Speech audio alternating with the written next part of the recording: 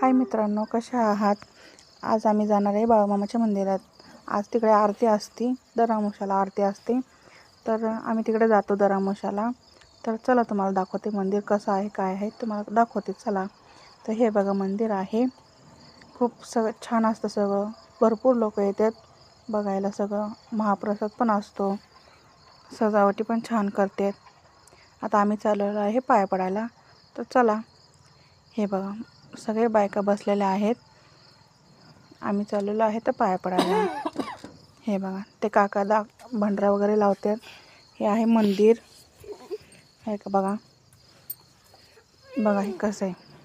हे बघा आतमध्ये मंदिर आहे. तर चला तुम्हाला दाखवते. हे बघा मंदिर आहे आतमध्ये. हे बघा सगळे लेडीज बसलेले आहेत. हे बघा